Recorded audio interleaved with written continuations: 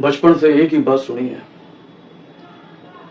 कि जब जब राम जी की लाठी बाजे तभी भूत प्रेत चोर डाकू सभी नाचे।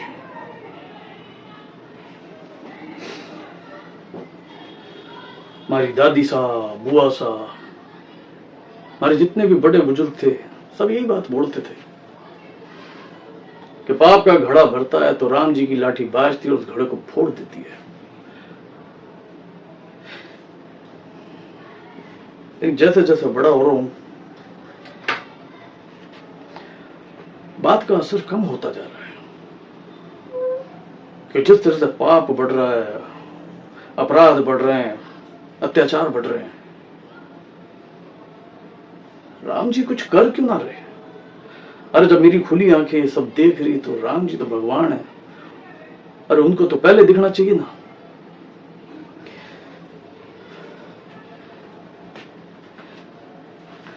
या तो राम जी की लाठी खो गई है या राम जी की लाठी किसी ने चुरा के या छुपा दी है कहीं पे। जो अपनी लाठी ना बजा पा रहे वो।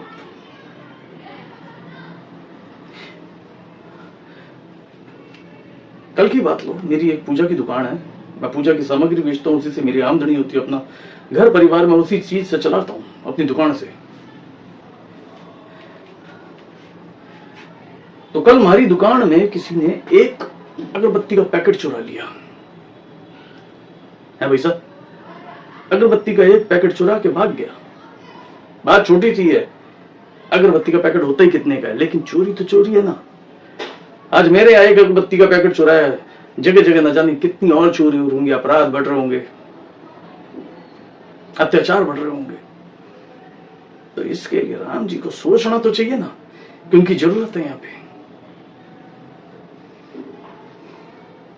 ये तो छोटी सी बात है, मेरे अपने घर में देख लो। हमारी बहन बापड़ी विधवा है, उसका बींद गुजर गया कुछ साल पहले। एक बहुत प्यारी सी बच्ची है उसकी, फूली, बड़ा प्यार करता हूं मैं उसे।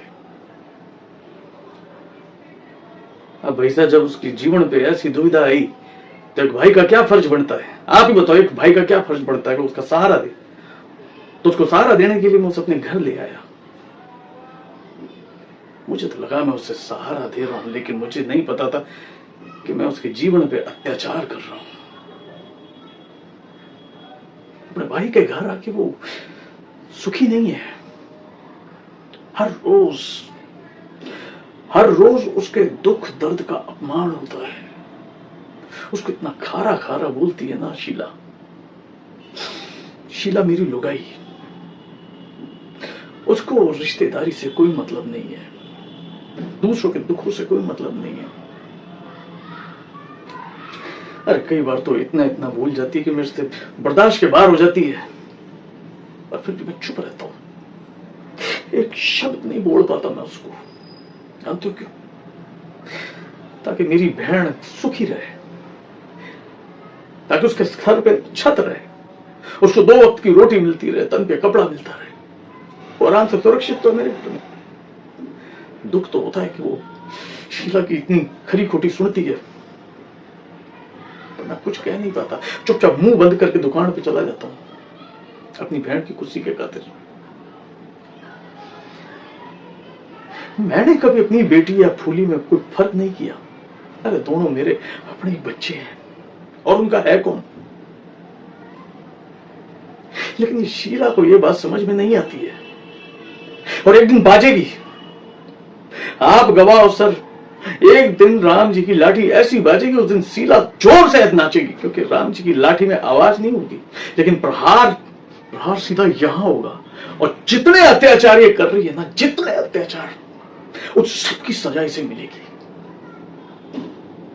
अरे क्या बिगाड़ा मेरी बहन ने, मेरी फूल सी बच्ची फूली ने, लेकिन उसको समझ नहीं आती है। पाप का घड़ा सबका फूटता है, और उसका भी फूटेगा, भुगतेगी। पर मैं तो यही प्रार्थना करता हूं कि घर में सुख शांति बनी रहे, सब प्यार मोहब्बत से रहो।